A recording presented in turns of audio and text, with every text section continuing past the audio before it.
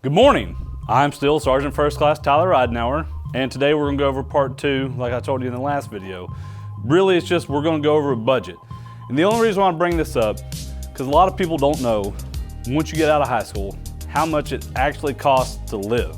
And I'm just talking about living, just paying for rent, paying gas, simple basic stuff. So first off, let's just assume that we're gonna have a roommate, right? Having a roommate's cheaper, you get to split the fees and everything down the middle, makes it easier on you, right? All good stuff. So if you look at the average for a 2-bedroom apartment in the state of Arkansas is around $700 a month. Now that's a decent apartment, probably in a little gated community, has some security, maybe in certain places. 700 bucks is a pretty typical average apartment. Now, of course, there's other apartments that they offer different benefits, as in like some pay your utilities or not, but in this case, let's assume no, they don't. One of the bills that you're gonna have is, right, electricity. What makes the lights turn on? You're a college student, you need to have it. I got you. On average, the average electricity bill for an apartment is gonna be anywhere between 150 bucks to $175. Remember, if you're renting an apartment, there could be, or if you're renting a house, there could be an air conditioning unit out there from like 1995. It does not go green, it is not efficient. You're gonna buy some used appliances probably that aren't super efficient, and that's gonna cause your electric bill to be a little higher. I mean, you don't know what you're gonna be in until you get there. That's just something to think about when you're looking around. Another thing, when it comes to utilities, less is more, as in less utilities, more money for you. If you see a place that also requires gas, like a gas hot water heater or something like that, if you can avoid it, avoid it. It's not like there's anything bad with it, but that's another deposit that you have to pay down out of your pocket, and that's another bill you're gonna have every month. If you can find a place that's all electric, you have to deal with one company, it makes it a lot easier on you. The next thing that we're gonna need is water, right? You gotta have running water at the house. Now, if it's a couple of young ladies living together, their water bill's gonna be a little higher because they tend to be a little cleaner, gentlemen. They can clean their hair, take care of themselves. Where young guys are walking around wearing the same pair of blue jeans for 3 or 4 days. I know, I've been there. On average, a water bill is gonna cost anywhere between 20 to 30 bucks. Water's cheap, use it, knock it out, do plenty of laundry, it'll be fine. Water's cheap to use. The next thing that you're gonna need, you gotta have that Wi-Fi. You gotta have Wi-Fi, right? You're a college student, you got games to play, you got TV to watch, you wanna stream some Netflix, I got you. You're gonna have to have some Wi-Fi. And this is just my suggestion. Don't buy the cheapest Wi-Fi known to man. Don't go in there and buy the 5 megabytes a second. The only reason why I say that, you're in one room doing a quiz online, even if you're an on-campus student, you're gonna use your computer for school. You're gonna be trying to access the library, or you're gonna be doing quizzes. It's just how the world works sometimes. And you're gonna be in there trying to take a quiz, and it's gonna be slow or time out because your roommate's over there playing Call of Duty in the other room, hogging all the bandwidth. Don't go down that path. If there's one place to splurge a little bit, better Wi-Fi for you is the place to do it, because it's gonna help you out with your education stuff. It'll cause less frustration. Next thing is whatever cable, streaming services, whatever you decide you want. If you want Netflix, YouTube TV, Disney Plus, if you're going regular old cable, either way. On average, people tend to spend somewhere around $40 to $50 on their streaming services. So that's something else you're gonna have to calculate in. If you're gonna watch your football games or your shows or sit there and stream Netflix, you're gonna have to pay for all that stuff. That's another thing we gotta add into the budget. Now on this budget that we currently have going, I think that's everything you need for your apartment. That's everything your house needs. Now, that's the stuff you're splitting with your roommate, right? All that splits down the middle because you're sharing that same equal space. I want you to draw a line in your head. Everything below this line is on you, is on the individual. I know arguments could be made for groceries and food, but I'm gonna get into it, right? So, one of my favorite guilty pleasures is cold pizza. Anybody else like cold pizza? I like some cold pizza. So if I get a pizza on Monday night, right, and I eat half of it, because I'm gonna eat half of it, look at me. And I go to class the next day, all day Tuesday, what am I thinking about? That pizza. and I walk back into my apartment and my roommate is sitting there eating my cold pizza. Bruh. We're gonna have a moment, aren't we? I've been thinking about that pizza for 12 hours now. Now my pizza's gone. I'm gonna be upset. That's why I'm saying food and groceries. No man, we ain't splitting that. I'm gonna have mine, you're gonna have yours. And on average, you're gonna spend anywhere between 150 to 200 bucks on groceries a month. And that's cheap, that's going cheap. Don't give me that line about, I'm just gonna eat ramen noodles. No, you're not.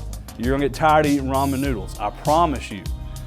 And think about it, it's different than high school. If you're out and going to school, you're going to college in this scenario, you have a class at 9 o'clock in the morning, and your next class isn't until 1 o'clock in the afternoon. You're gonna save your gas, so you're not gonna drive back to your apartment, so you're just gonna head over to the library and do some homework in between your classes, right? If you're walking around campus and you're a little bit hungry and you got a $10 bill in your pocket and there's a Taco Bell right there, you're gonna go eat Taco Bell and you're gonna spend that $10. Because if you get any type of combo, that's typically what it is, right? You know, anywhere between, 7 to 10 bucks. So that's why I'm saying when it comes to groceries, you can't say I'll make it on 100 bucks. It's gonna be close to that $200 average. The next thing that we're not splitting is gas money. You gotta have some form of transportation, right? Going to and from work, going to and from college, whatever you're doing. Now again, I want you to think about this. It isn't like what you are in high school. High school, you come to high school and you're there 8 hours a day. At college, you may be there a little bit. Your campus may be massive and you want to drive to the other side. You may have to go get groceries in between. You're going to use more gas being a college student because you're going to be moving around more throughout the day. That is something to think about. And of course, gas averages change. Whether you're driving a car, a motorcycle, a truck, I got it. But for the sake of argument, let's just say $150 a month on average. 150 bucks average, that's what gas is gonna cost. Now, if we're getting gas, that implies we have a car or a vehicle. If we have a vehicle, what else do we need? Insurance. You're gonna have to have insurance on whatever vehicle you're driving around in, right? So, I know if you ever got a speeding ticket, if you've ever done anything crazy in a car, your insurance is higher. It's gonna go up. And young men, sorry for you, we tend to be knuckleheads. That's why our insurance costs more. Young ladies, you seem to be more mature, so your insurance is lower. But still, on average, for an average individual of this age, you're gonna be paying somewhere around $150 a month in insurance, and that's cheap insurance. That's if you can find it. Now, some might be carried on the parents' plan or whatever, but in this scenario, we're putting our big girl, big boy pants on and we're doing this solo. I'm telling you what it would cost for you to do, not for what it would cost for your parents to pay. Now I want to talk about miscellaneous things. Now these are creature comfort and needs, like things you have to have, like toilet paper at the house, right? If you need to buy dishwashing soap, basic needs, hygiene items, needs, like what you actually need. That's not counted into our grocery bill, right? So on average, stuff's pretty cheap. You're not gonna spend a lot of money a month on your basic needs. I'm gonna say $50 a month. That brings me to my next point. We're in college. We're gonna be going to, you're supposed to say class, but more likely you're gonna be going to parties and whatnot, whatever. But go to class, more importantly. But it brings me to my next point. It's the fun money pot. How much fun money are we gonna spend a month while we're in school? What do you think you need? Now, of course, we'd love to put $5,000 in there, right? And have all the fun money that we would need for a month, but that's not how it works. What is the average that you think that you will need? And this is like more of a personal question on what you know what your hobbies are, you know what you like to do. How much money do you think you need to do it? Just keep in mind, if you take a date to the movies, you buy 2 drinks and a tub of popcorn, that's like $85, like right off the bat. I mean, that's a little bit of a joke, but you know what I mean, it's expensive. So how much fun money do you need? On average, I'm gonna say I need 200 bucks a month for fun money. That's really high. I feel like that's on the high end of things. I got it. But I'm just gonna say 200 bucks and we'll go from there. Now, I know there's one thing that we forgot, and it's the most important thing to some of you, And everybody has one that's either in your pocket or in your backpack. That's your cell phone. On average, what is your cell phone bill a month? And I know there's cheap plans out there. I know there's Straight Talk, there's Cricket, there's other things. Some of you are incorporating your parents' plan. You may be paying your half of it or whatever. I got you.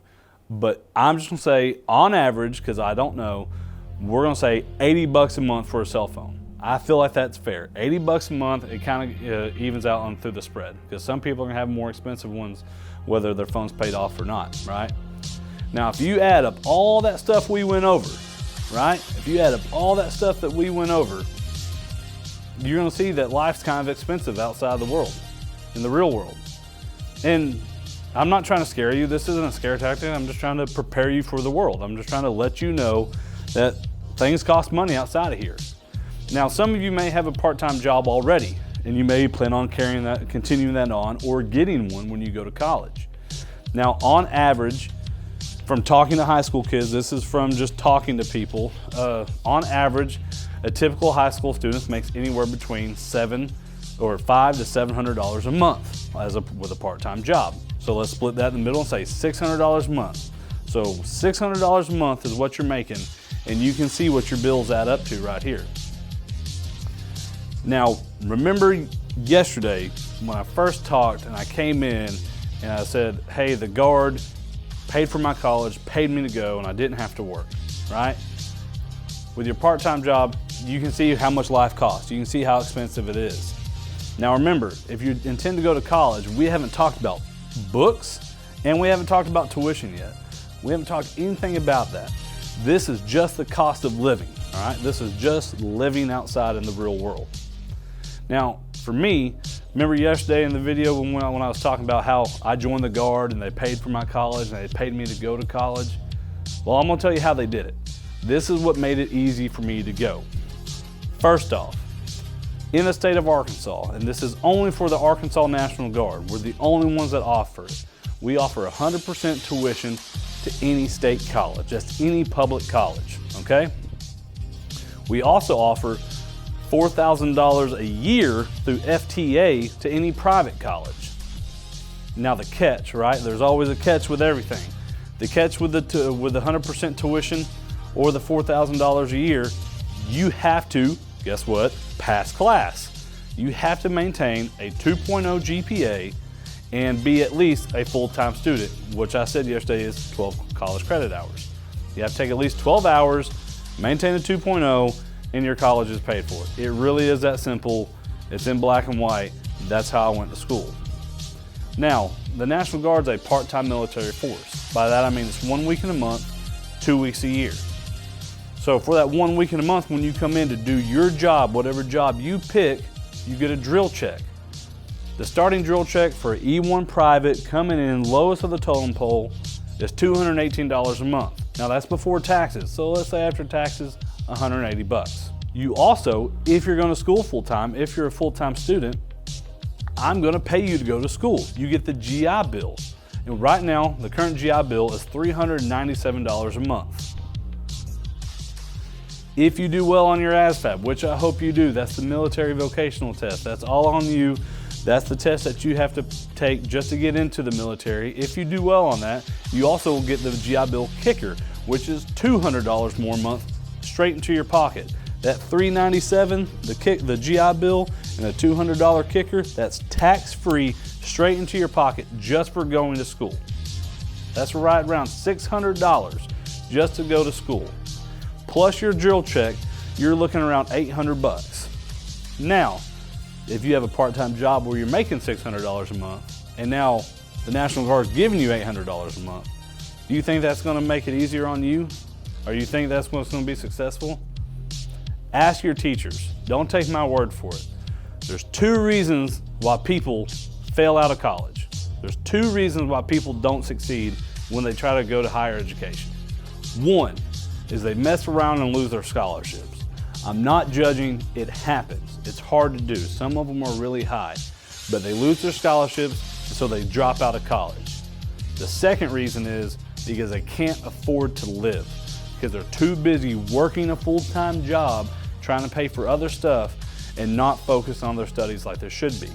But hey, you gotta eat and you gotta pay your bills. Those are the two reasons.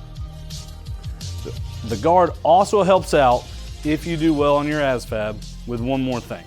We also offer a $12,500 sign-in bonus if you pick one of those jobs. Again, like I said before, you get to pick your job, so you can see if you get to apply for a bonus. Think about this. Picture that you graduate high school, you're a freshman going to college, right? You went to basic training, you went to your AIT, that's your advanced individual training, that's your job training, right? We paid you the entire time you were there. We fed you, you clothed you, and you're gonna spend some of that money. I fully encourage you to, but you should have, say, $3,000 left in your pocket once you're done, once you're back from training. Now, the National Guard's paying you $800 a month to go to school, and you're gonna have a $12,000 bonus coming in. Do you think having that money in your back pocket, having that little nest egg put back, is gonna make it more successful? Make you more successful? Is that not gonna help you be a little more calm, be a little more relaxed, and focused on it? Now I'll say this, I talked about a bunch of numbers today. We went up here, we did the budget, we talked about how much an apartment costs, how much rent is, I got it.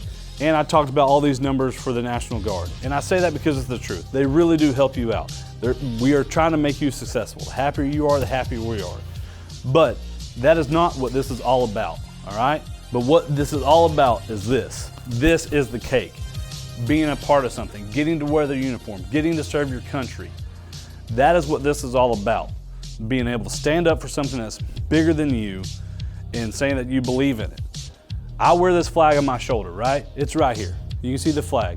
That flag represents us, represents the United States and what we stand for. Now, one day, it's a little morbid, but just stick with me. One day, I'm gonna die. They're gonna bury me. They're gonna have a flag on my casket and they're gonna fold it up. And they're gonna hand it to my wife or my kids who live beyond me. And they're gonna say, thank you for your service. And then that flag can go home. It can be up on the mantle. And my grandkids, my sons, my wife, they're gonna be able to look up there and look, there's dad, there's granddad's flag. That's my legacy. That's what this is about. Yes, I went to college. Yes, I got that stuff paid for. But it's all about what you get to do in uniform and the camaraderie that comes with it and the pride that comes with serving your country. I'm gonna help you out because you deserve it for having the courage to wear the uniform. That's what this is about. So if you're interested in the National Guard, the education benefits, the training benefits, anything that we have to offer you, there's gonna be some lead sheets going around right now. It's gonna ask your name, your phone number, your address, gonna ask it what you're interested in. Please fill these out and be truthful, right? And remember, if you put yes on this feedback sheet, we're gonna call you. It's not gonna be Sarah from Credit Card Services. It's gonna be Sergeant so-and-so with the National Guard. Don't hang up on us, because we're gonna call you right back. And then you're gonna shady button us, and then you know what's gonna happen? We're gonna text you. So let's don't go through all these hoops. If you wanna talk, put yes. We're not gonna make it weird. It's not gonna be like a bad first date. It is just a talk. This is a grown-up decision and we're gonna treat you as such. It's just a conversation. We're gonna see what we have to make you successful. Fill those out for me, be truthful, and have a good day.